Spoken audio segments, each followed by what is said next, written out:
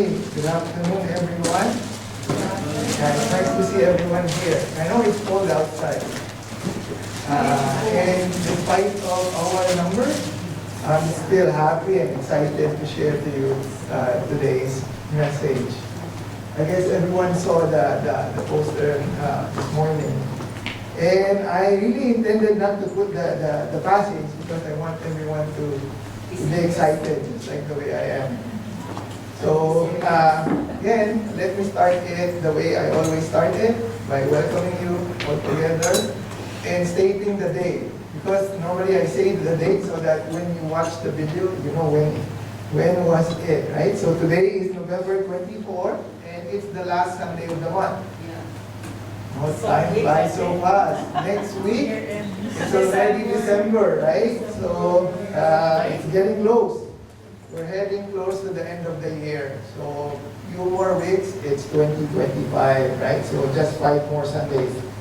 So, just a quick reminder, by the way, on December 8th, we will have our Christmas celebration here. So, I'd like to extend the invitation to our friends. So, if you have your friends, invite them.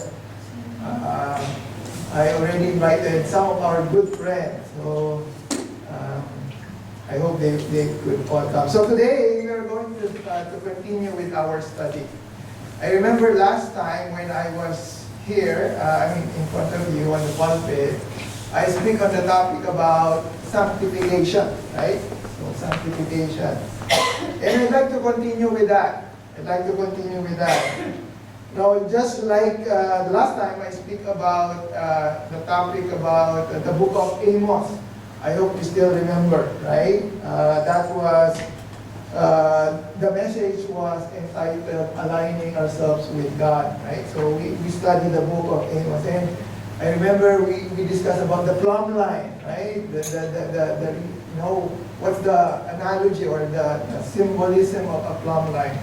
So we learned from the book of Amos that the Lord used the plumb line so that He could measure each one of us, right? So, again, like last time, we studied the idea of how we could align ourselves with God. That was 2 weeks ago. We learned the reason and the purpose of aligning with God, but today, we will be learning on how we could serve and please God the right way. Actually, it's already part of my title, Pleasing God the Right Way. We will study the seriousness of God. Do you believe that God is so serious? Yes, He is, right? And we will learn that momentarily.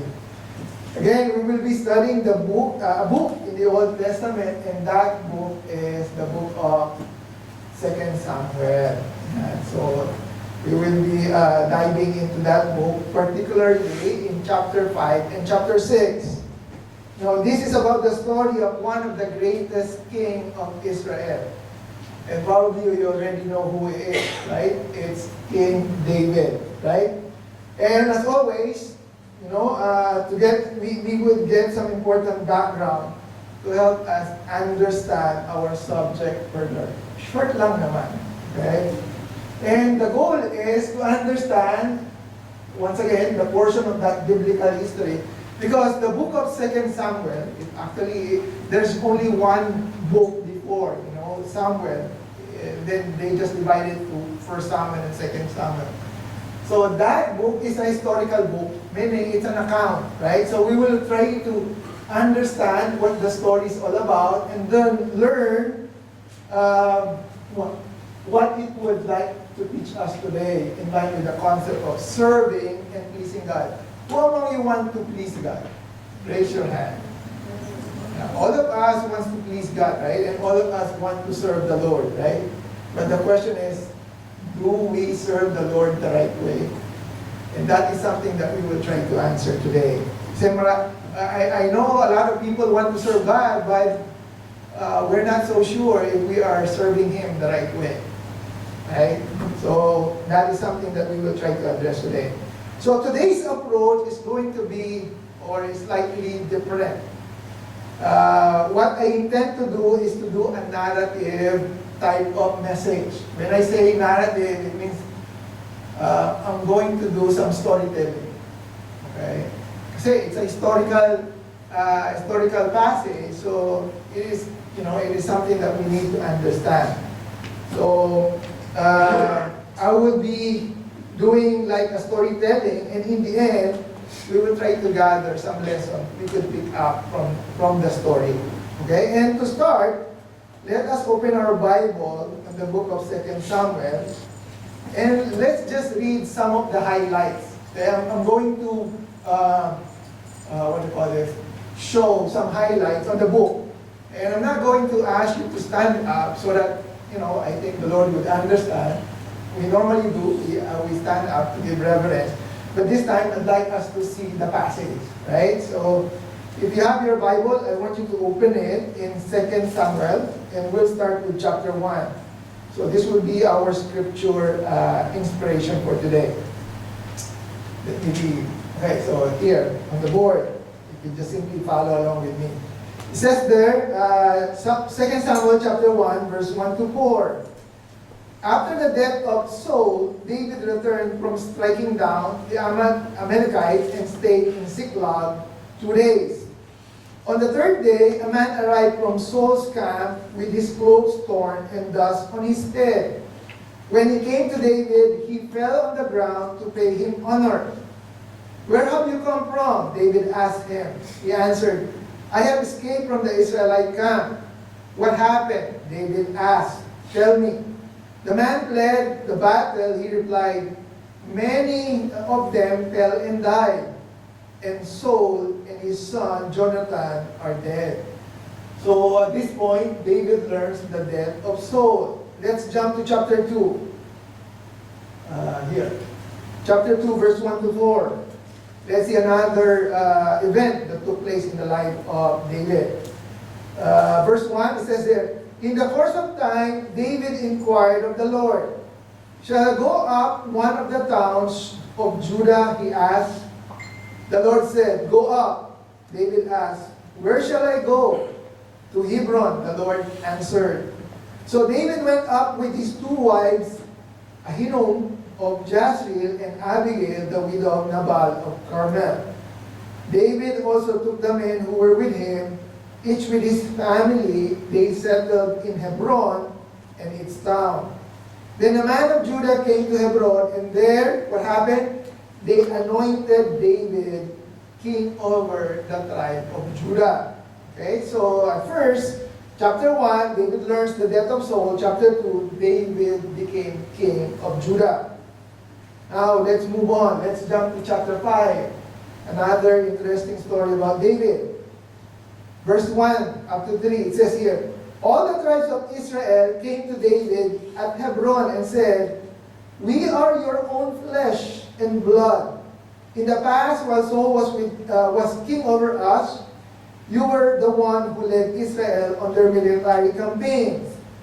And the Lord said to you, you will shepherd my people Israel, and you will become their ruler.'"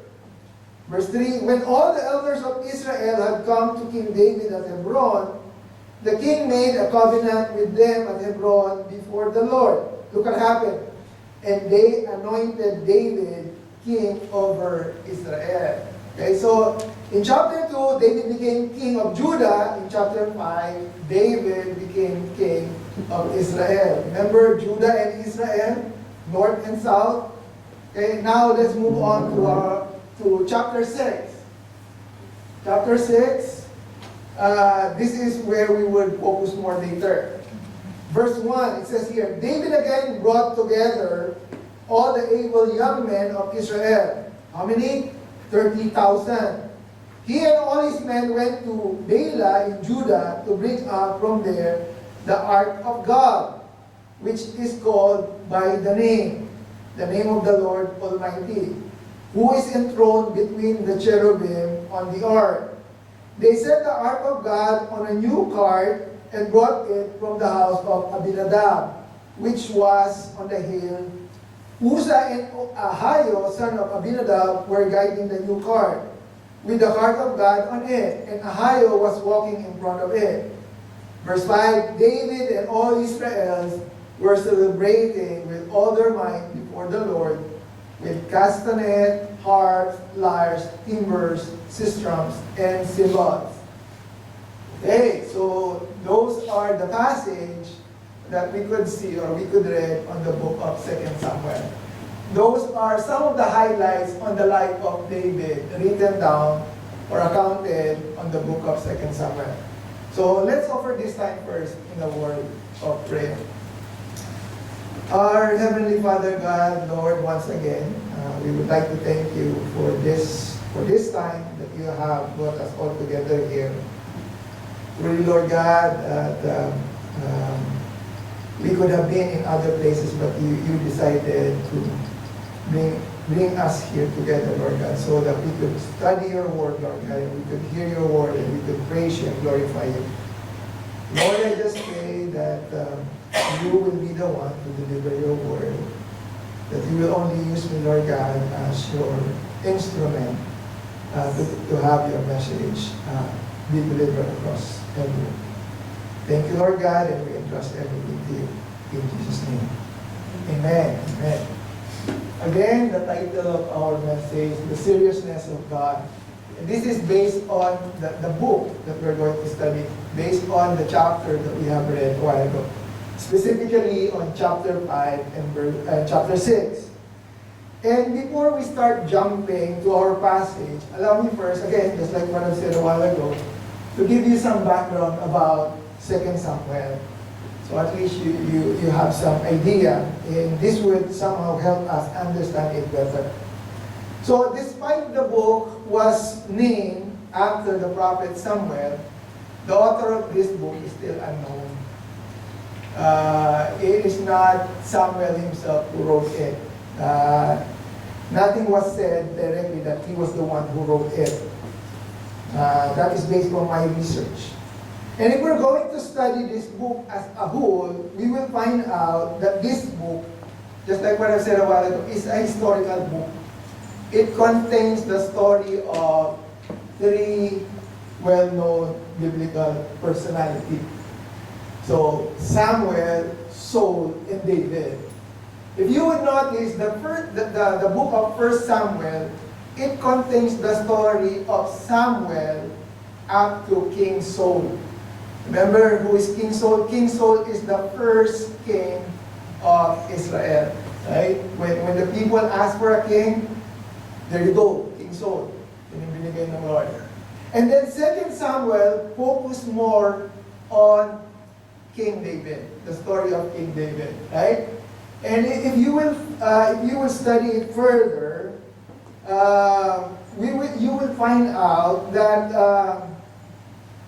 Samuel is the link between Judges and the kingship of Israel. Remember, Samuel is the last judge, right? So you will notice that the event that is written on 1 and 2 Samuel is the story between the Judges period up to the United Kingdom period. Right? Yung mga nangyari, the event that took place. Contextually, 1 and 2 Samuel deal with the transition period in the history of ancient Israel. There is the transition of leadership, first from the priest Eli, or Eli, to Judge Samuel. Then from Judge Samuel to King Saul, and then from Saul to David. Okay?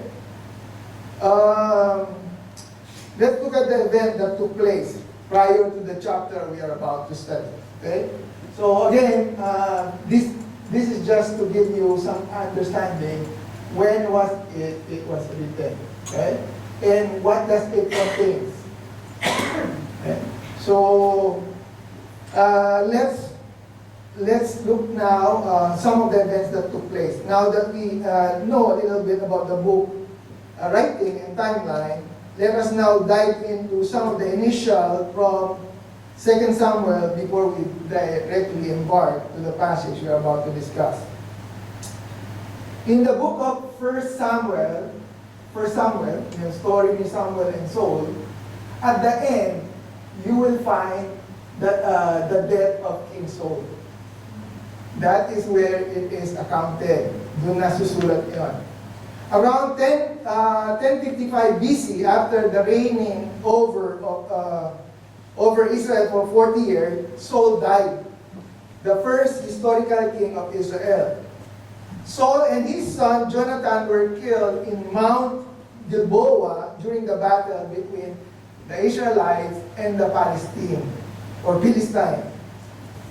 So, if you check your Bible, the last chapter of 1 Samuel, you could find the death of King Saul. And as I was saying a while ago, 1 Samuel is from Samuel up to King Saul. And then on 2 Samuel, then we will find the story about David. Now, look at chapter 1. In chapter 1, just like what we have read a while ago, David learned the death of Saul and Jonathan. The news of Saul's death reached David from an Amalekite soldier. And upon learning the death of Saul and Jonathan, David laments. When you say lament, nag-mourn siya. He mourned. Verse 11 and 12 mention that David's mourned along with the men with him, and David was 30 years old at that time. Okay? So when he became king of Judah, he was 30 years old. And then in chapter 2, you can see here, they mourned and wept as the 15 men. And then in chapter 2, David became king of Judah. Remember, that is the passage that we have read. With the direction of the Lord, David, along with his two wives, Ahinoam and Abigail, and the men with him went to the place called Hebron. And David became king of Judah, and that is just the southern portion of Israel. Also, after the death of Saul, two men arises the occasion in Israel. Okay, let's check here.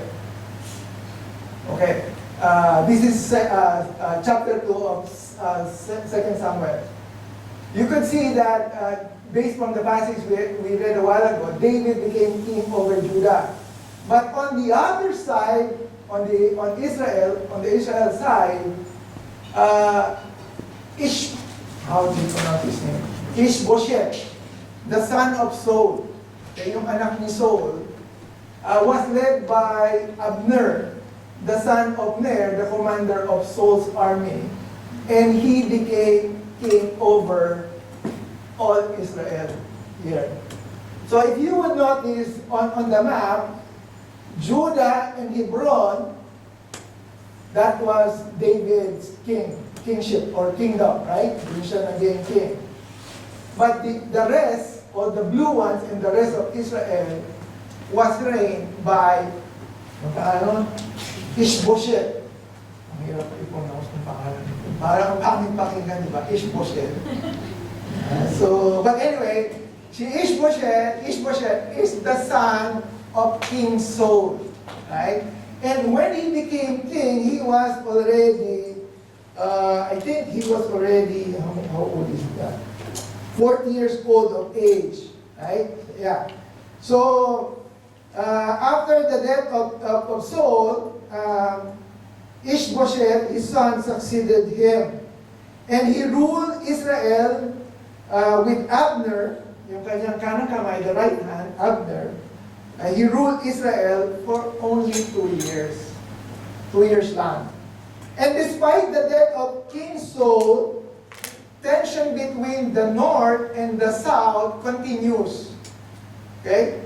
There is a tension between the men of Saul and the men of David. And this was also accounted in chapter 2 and chapter 3. So, with Israel, it was reigned by King Ishbosheth, the son of Saul, and his right hand is Abner. While Judah, it was reigned by King David, and his right hand is Joab, the son of Zeruiah. Abner and the Israelites were defeated by David's men. So during that time, they were continuously fighting with each other. And the camp of Abner, the Israelites, they were defeated by David and his men.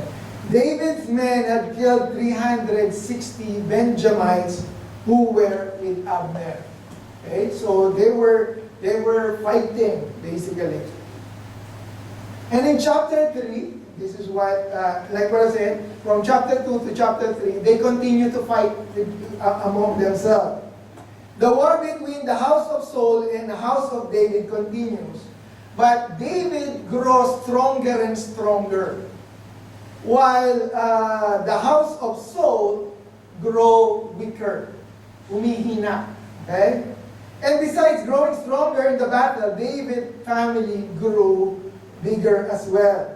At that time, he got 6 sons born to him with 6 wives in Hebron. Remember, when he went to Hebron, he has only 2 wives.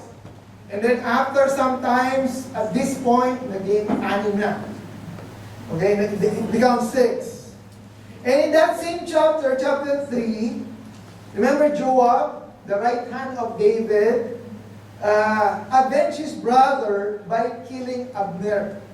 Yung right hand ni Ishbosheth, pinatay yung right hand ni King David. Why? Because Abner betrayed Ishbosheth.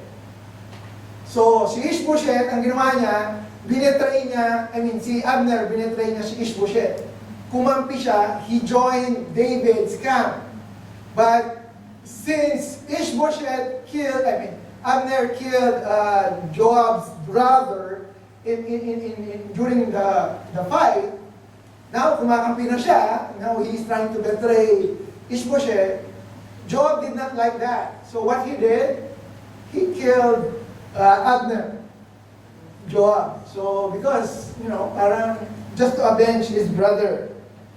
And one day, Abner returned to Hebron. Joab took him aside into the inner chamber as if to speak with him privately, and there he avenged the blood of his brother Asahel. Joab stabbed him in the stomach and he died. So the right hand of Ishbosheth died by stabbing of Joab. So that took place in chapter 3. Okay, 1 chapter na lang, then we will jump to chapter 5.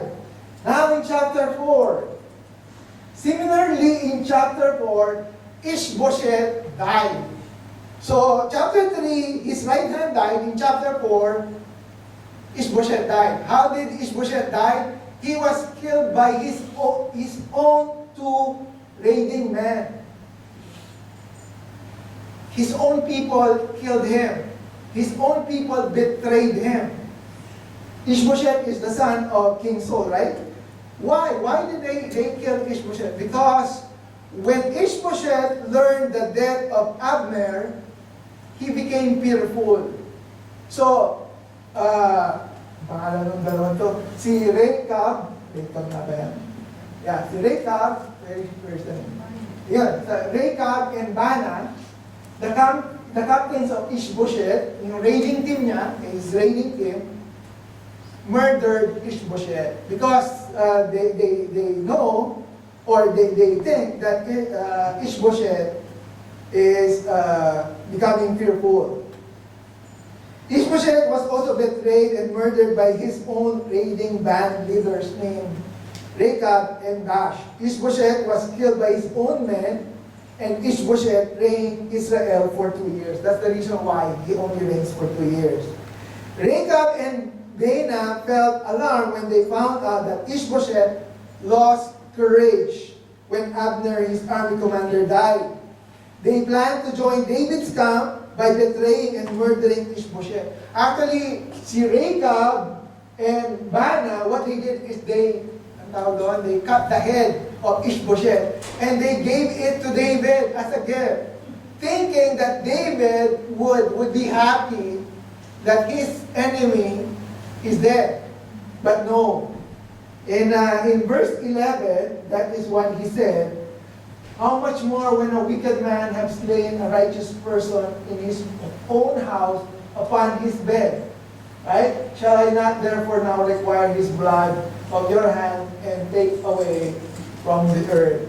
So what happened? Both men were killed because David did not concede killing of an innocent man. Ayaw ni David yun. He doesn't like it. So that is what happened on chapter 4. So in chapter 4, at the end of chapter 4, there is no more enemies. Okay? Between inside Israel. The only enemies that David had is the one outside Israel. And this is the Philistine. Okay? Chapter 5. Let's move on to chapter 5. What happened to chapter 5? Again, this is where we will focus our attention. I just simply give you some background of what took place before chapter 5. Now we can see here the life of the times of David as he has now been crowned king over Israel. And at this point in chapter 5, he is now already 37 years old. So when King David became king over Judah, he was 13. And 7 years after, he became king of Israel. The whole territory, kumbaga, no more north and south. And when he became king of Israel, there are two important tasks in mind he wants to accomplish. And this is to please and serve the Lord. And this is what we are going to tackle in here in chapter 5 and 6. How did David please and serve the Lord? Remember, he is already king at this time. Now he would like to start serving and pleasing God. His intention was to unite the whole Israel and Judah. Because remember, they were fighting before, right? Naging tribal sila eh. Alam nyo, ganyan sa mga tao, minsan tribo-tribo eh. Oh, kami-kami, kayo-kayo. Ganun lang yan. That's what happened. They become tribal. So, David's intention is to unite Israel and to be united under the rule of God. And to do that, there are two things that he needs to do. Number one, here, establish Jerusalem as the capital city. That is his first intention. To unite the whole nation of God, he needs to establish Jerusalem as the capital city. And number two, he needs to bring back the Ark of God. Why? Where is the Ark of God at this point? It's been missing. For so many years, it's been missing up to this point. So that is David's goal. And that is to please God, right? And to serve God. He needs to accomplish those two things. And again, this is where we were going to start off with chapter 5 and 6. We will be looking in our study entitled, The Seriousness of God. So if you have your Bible, again, I'd like to invite you to open it. This time in chapter 5. Open it in chapter 5. As we read along, we will be dividing the chapters into several points or sections.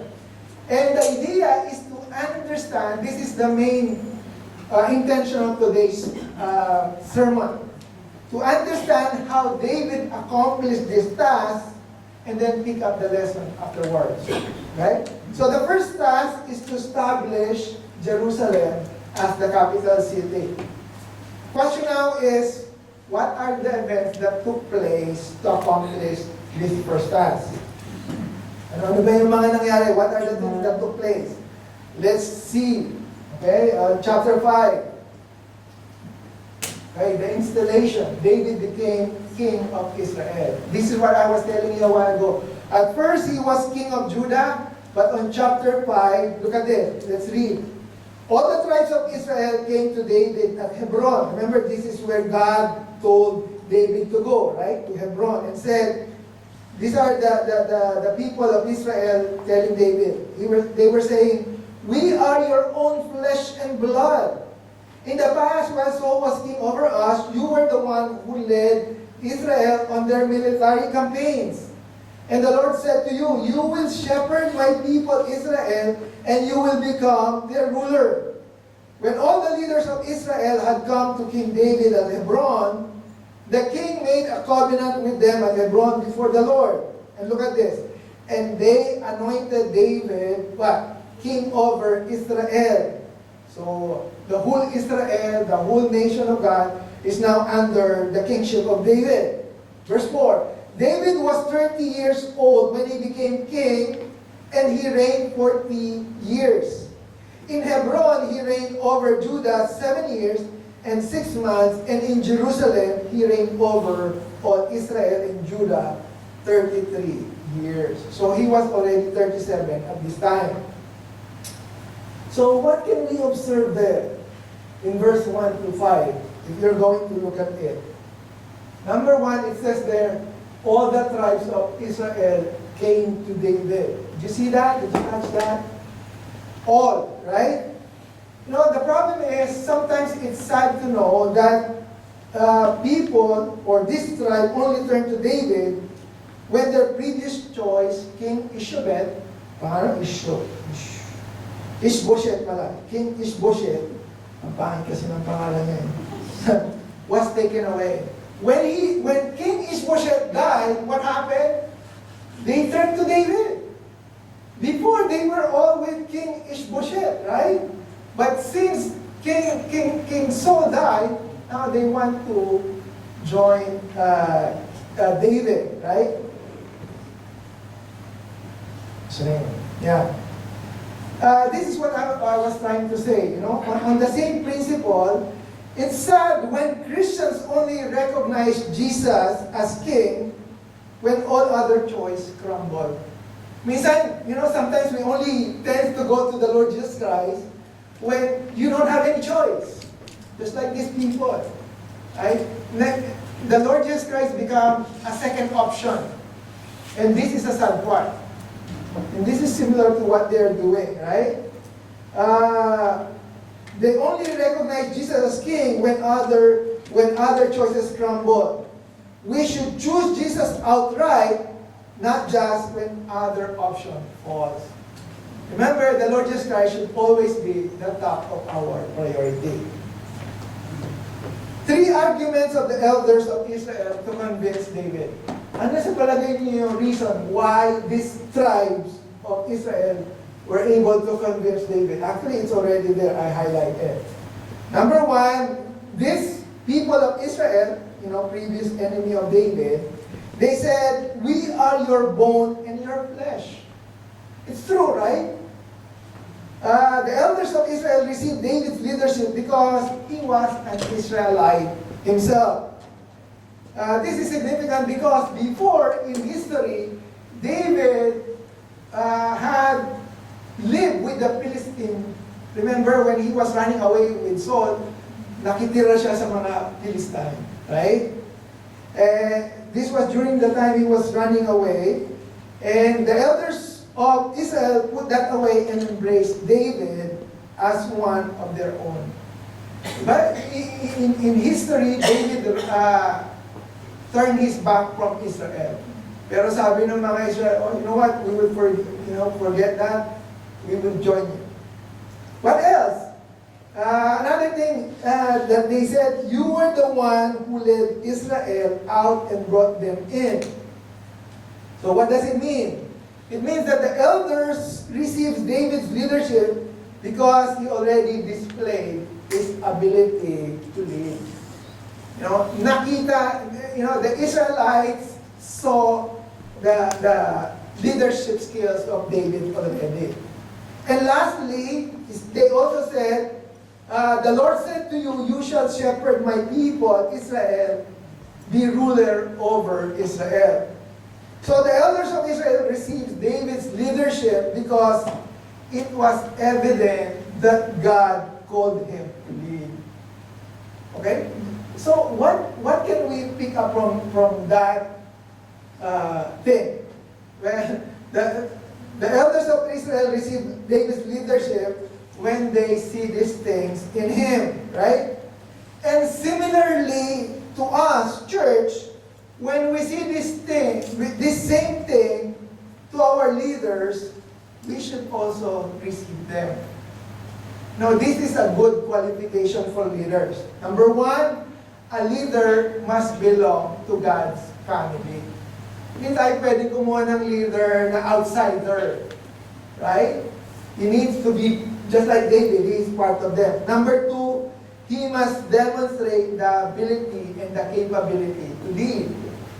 We're not just going to, install someone who doesn't have the ability or capability. David does. The Israel said, you have led us already. And number three, a leader must have an evident call from God. Right? There are so many people who would like to lead. But the question is, do they have that right calling from God? Right? So, again, these are some things that we could put into consideration when also choosing a leader. This was the installation of David to the throne of Israel. Okay? Number two, what else? Okay, what else can we see here? Number two, the invasion. David conquers Jerusalem. Okay? Again, David is trying to make Jerusalem as the capital city, right? So, one of the qualifications, he is now the king of Israel. Number two, he needs to conquer the land. And this is Jerusalem. Let's read. Sabi diyan, the king and his men marched to Jerusalem. Why? To attack the Jebusites who live there. The Jebusites said to David, you will not get here. Even the blind and the lame can ward you off. They thought David cannot get in there. Nevertheless, look at verse 7, David captured the fortress of Zion, which is the city of David. On that day, David had said, anyone who conquers the Jebusite will have to use the water shaft to reach those lame and blind who are David's enemies. That is why they said, the blind and the lame will not enter the palace. David then took up residence in the fortress and called it the city of David, or the city of peace.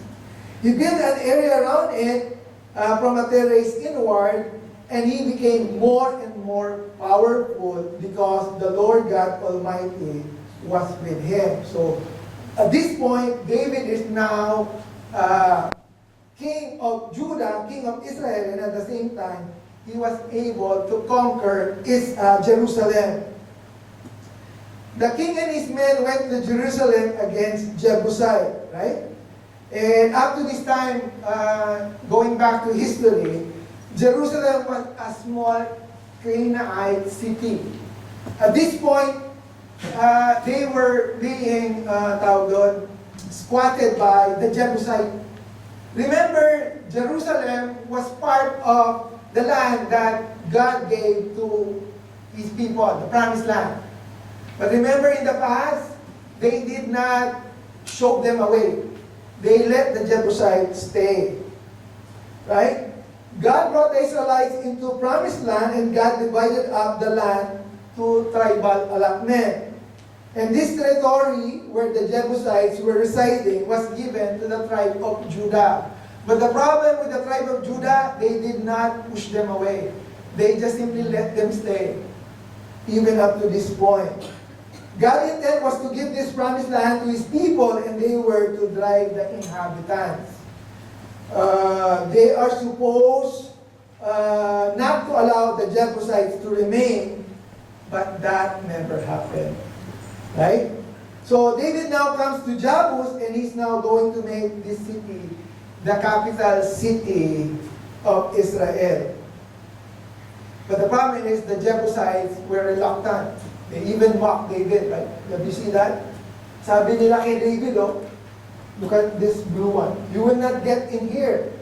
Even the blind and the lame can ward you off. Why are they so confident? Ano sa palagay ninyo? Why are they so confident? Because, the reason why they're so confident, because at that time, Jerusalem is in a very good geographical location. And they have already built or have a wall surrounding them. Okay? there is already a wall. And this wall were built by the Canaanites before they were infiltrated by the Israelites. But leading to the passage, eventually David was able to gain entrance inside this walled city. How? Through a water shaft. Ano, sabi doon, no? Through a water shaft. And, you know, I tried to study what is a water shaft. A water shaft is like a sewage system. Now, there is like a, tawag mo na doon. Nakakita na ba kayo na, have you seen an underground lake? Okay? An underground river. So there is an underground tunnel that goes inside to the city of Jerusalem, where the people of the Jebusites goes down just to fetch water. So parang merong, you know, there is like a big hole, and then they went down so that they could get water. So eventually, the men of David found or discovered that water shaft. And Joab, who is Joab, the right hand of King David, was the one who climbed up, how many feet? 40 feet. Ano mataas yung 40? How high is that? 40 feet. Yeah, and when he came in, he was able to open the gate. And that's how David were able to conquer the city. Okay? So, again, I'm just simply giving history here. But it's nice to know that God is leading David to accomplish the task. Jerusalem became the capital city of David's kingdom, and we could see here that he became great and he was able to invade because God was with him. Okay? So, this was his intention, right? To capture Jerusalem, I mean to make Jerusalem the city, the capital city. And what else? What happened here on the 5th chapter? There is an expansion. David increased connection and family. What do you mean, Pastor Adel? There is a king of Tyre, Hiram. The name of his name is Hiram. Okay? And pinahiram niya yung mga gamit niya kay King David so he could build his house. Right? Yeah, here. Along with cedar logs and carpenters, stone nation, and they built palace for David. So, pinahiram niya yung mga gamit. Then David knew that the Lord had established him as king over Israel. So, it was a confirmation for David that he is now the king of Israel. So what can we see here? What can we observe here?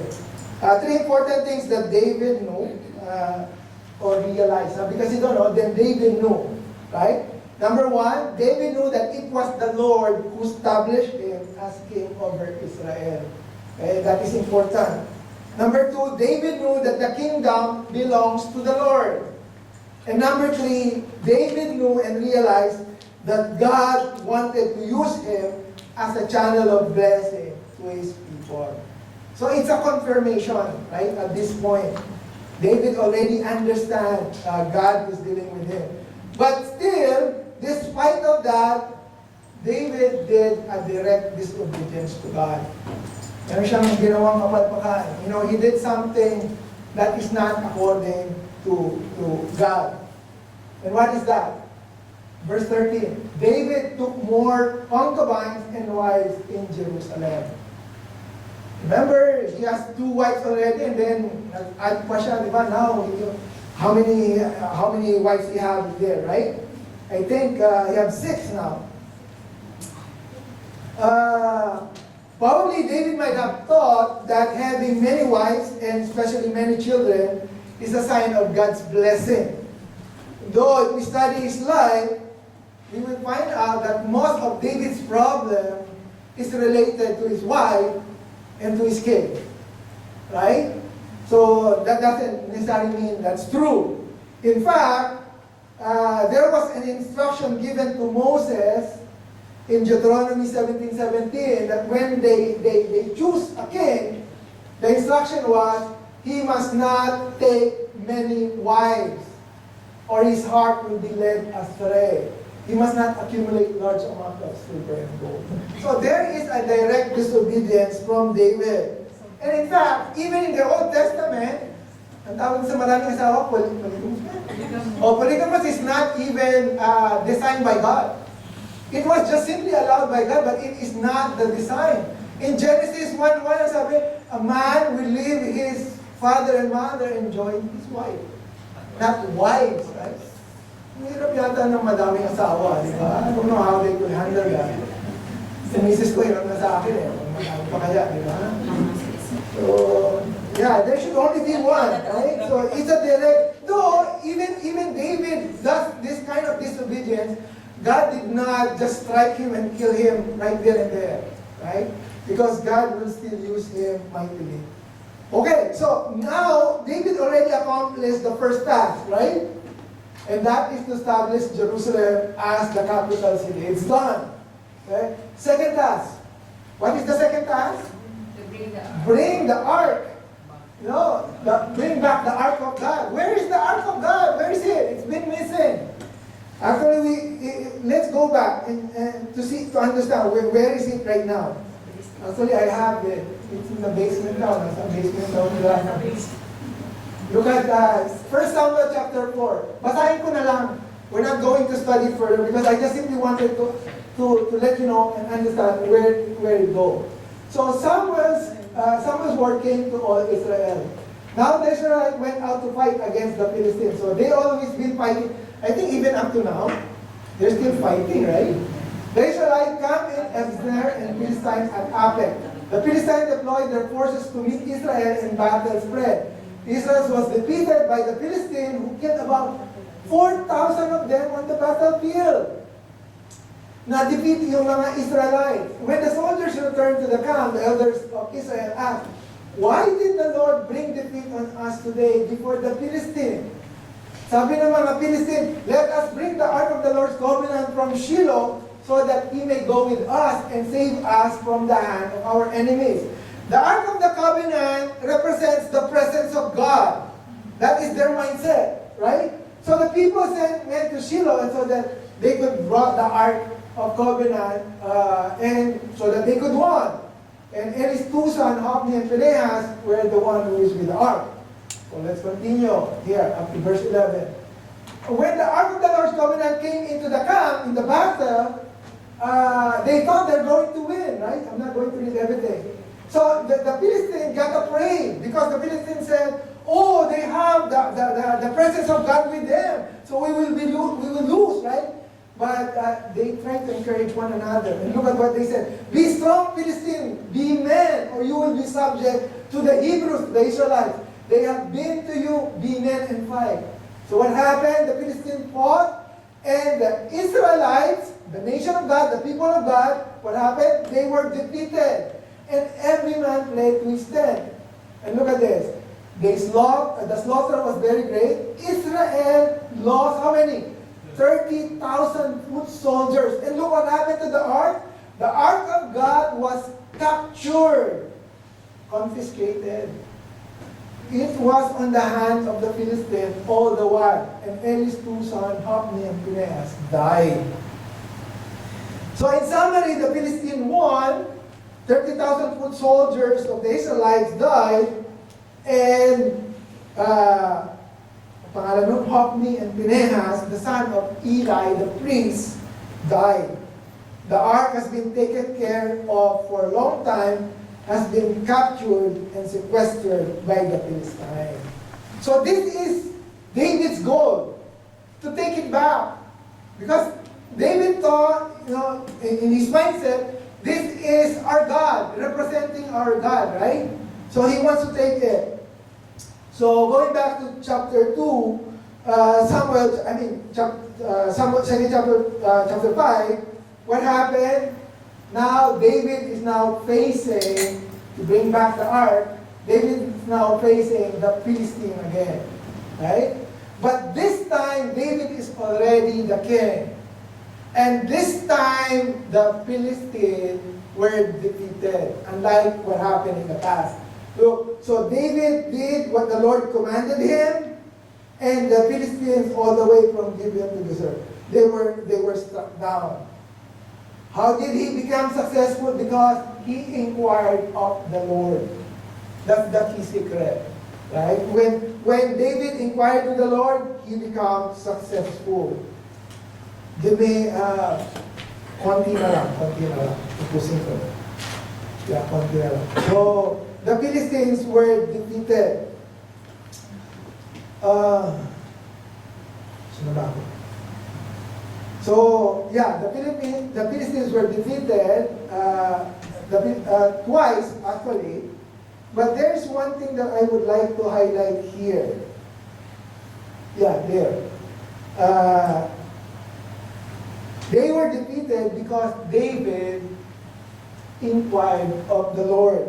David followed the instruction of the Lord. He aligned himself with God. And some commentaries says that David was in tune with God. You know, he was listening to God's cue. In fact, there are some rabbis describing, here, verse 24. I just wanted to highlight it. Because what the Lord said is, as soon as you hear the sound marching on the top of the poplar trees, you know what's the poplar trees? These are trees with too high. I forgot what's the other name of the poplar trees. They were saying that the moment that you hear that someone is marching on top of those poplar trees, this is your sign that you have to move quickly and strike the Philistine. So, let me use it in my native tongue. Sabi, pagka narinig mo yung mga umaalingas-ngas dun sa ibabaw ng puno, that is your sign that you will strike the Philistine. Yun ang sabi ng Lord. There are some rabbis or there are some commentators that they were saying that those sound was caused by the marching of the angels that the Lord have sent in front of David. Right? So, it might be true, right? Or it might not be. But basically that is what they were saying. As soon as you hear the sound of marching in the tops of poplar trees, who can march on top of poplar trees, right? So they were saying, oh, it is the angels that was sent by God, right? It says that because that will mean that the Lord has gone out where? In front of you. So meaning to say, God has already sent out His army ahead of you. And that's the reason why David was able to defeat the Philistines. Okay, in-highlight ko lang yan. Now, let's move on to the retrieving of the ark. Right? On chapter 6. This is the last chapter. Actually, this is the passage that we read a while ago. I'm not going to read everything. I'm just simply going to highlight some of the things that we see here. Chapter 6, the ark of God is transported. What can we see on the passage that we read? That there is a massive entourage. How many? 30,000. David gathered so many of his best soldiers because they were bringing the ark back to Jerusalem. Which is important, right? Towards the central place of worship for Israel. Because that, basically, the Ark of the Covenant will be the central piece of the whole Israel. Because the Ark of God is also known as the Ark of the Covenant. This is the representation of God. Remember the Ark of God, or the Ark of the Covenant, this is intended to be placed inside the holies of holy, right? Remember that was the instruction. And basically what happened is that is where the Lord our God would show Himself on top of the Ark of the Covenant. Doon siya magpapakita eh. That is where He would present Himself in between those two cherubim, those two angels in the Ark of the Covenant. Have you seen I think we have seen it already, right? It's a big box with two angels on top. So the Ark of God represents the immediate presence of God, right? Actually, Psalm 99 verse 1 says that God dwells between the cherubim. God made a gracious provision at this particular time in Israel history where this article, this sacred box, this gold overlaid box would be kept in the inner sanctuary of the tabernacle, which eventually became the temple later. And for David, it is a high priority to bring the Ark of the Covenant or the Ark of God to Israelite, to Israel, so that they would feel the presence of God. But what happened? So there was a massive entourage, right? When they tried to bring the Ark of God. What happened? Here.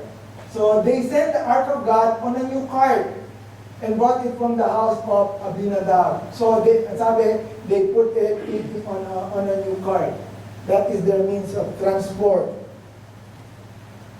So what can we see here? What can we observe here?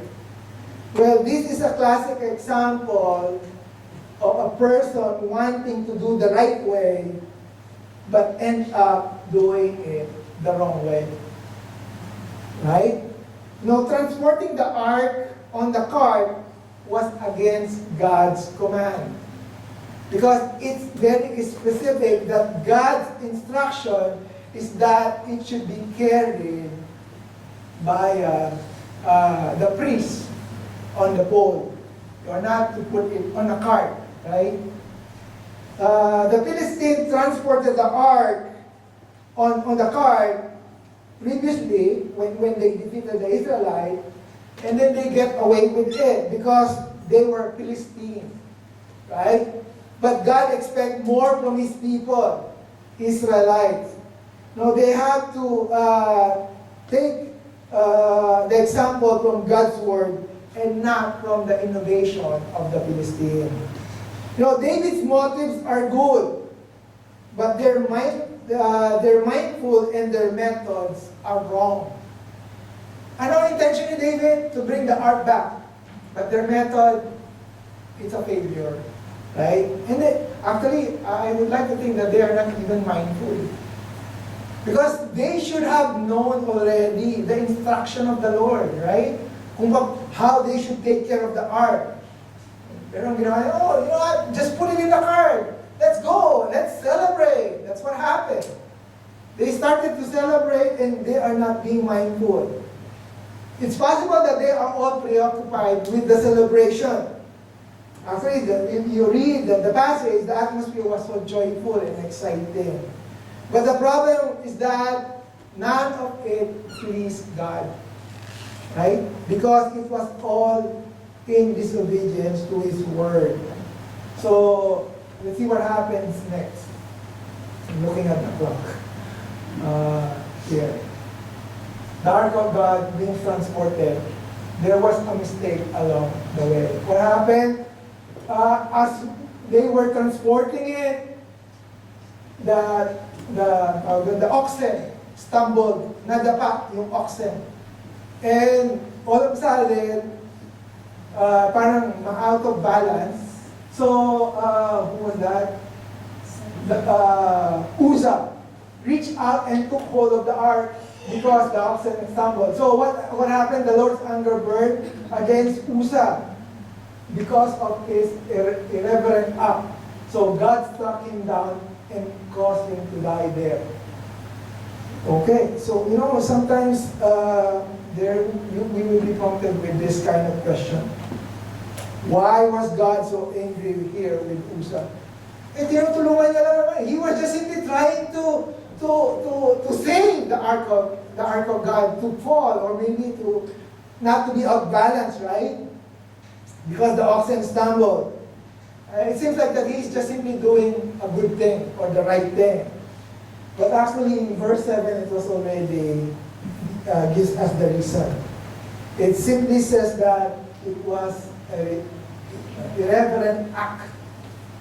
Why irreverent act? Right? Because Uzzah is part of the priestly family, and he should have already known. Right? He knows already that they are not supposed to hold it. Actually, in Numbers chapter 4, verse 15, it says there that they shall not touch any holy things lest they die. So they already know. They already know. But still, he decided to disregard that instruction. This was a blatant disregard of the holiness of God. Uzzah put his hand to the ark of God and took hold of it. And this was strictly forbidden. Okay, so that is the number one reason why God was burned in anger. What is the second reason? Because they disregard the sacredness of the ark. Remember, they had the ark transported through a cart. There was an instruction that you are not to put it in ang tawag sa kariton, or you have to carry, according to the scripture, it was prescribed that the priests were to carry it, and it should be hoisted over their shoulders through a ring. Okay, so that is, again, a blatant act of disregard. And thirdly, I don't know if you noticed it, I think it's here.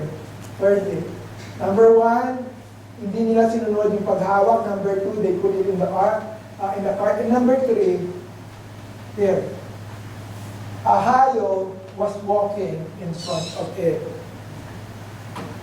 It's a disrespect to the ark. Remember, every time they bring the ark, it's always at the front, right? When we look at the way the priest carries the Ark of the Covenant in times of the past, the Ark of the Covenant was always to take the lead. But this time, who is taking the lead? It's Ahayo, right? Always when they would go to the battle, the Ark of the Covenant was out in the front.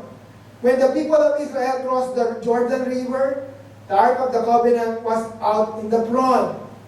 God always had the Ark of the Covenant going first. But this time, it's Ahayo who is walking in front of it. So, David wanted Israel to know the presence of God. Right? He wants to bring the ark so that Israel will find the presence of God.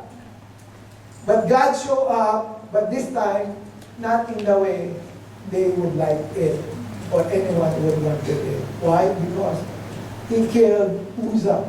Right? So, what comes next? It got delayed. How many months delayed? 3 months? Yeah. 3 months. It got delayed for 3 months. And lastly, they put it in the house of Edom, the city of David. So this is where I'm going to start. They put it in temporarily in the place of Obed Edom. And then at that time, God blessed the family, and it came to David's knowledge, and then they continued to move. So they were able to transport the Ark of God. Okay, so that's it. So now that we learned what transpired, how David accomplished these two tasks, I would like us to, quickly understand a few lessons here. What sort of lesson can we find? And this is where I would end. What lesson can we learn from those two tasks? Number one, success comes from inquiring with God. Just remember it.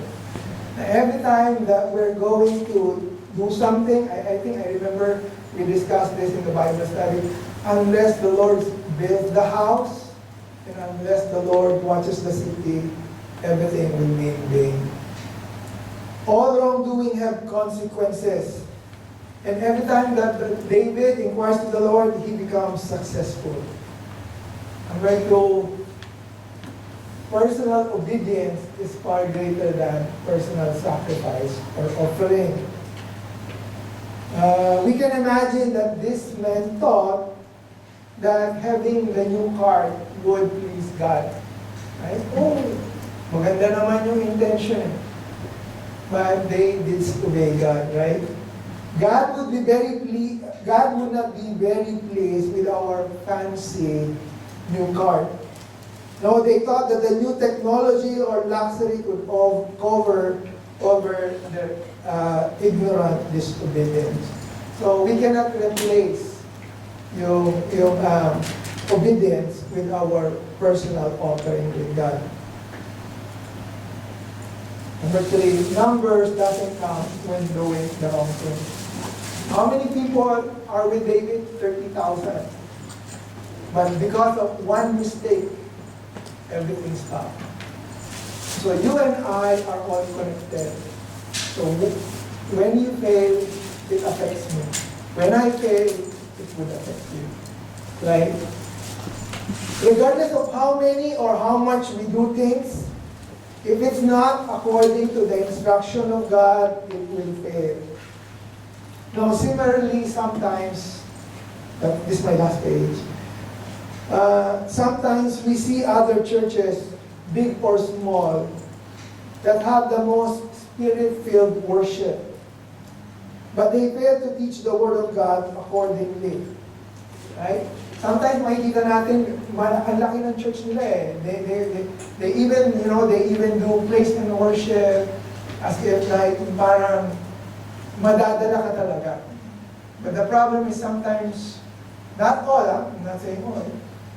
Sometimes there are some churches that they are so, the so-called spirit-filled type of worship, but on their pulpit, sublime. Ano sa English na sublime?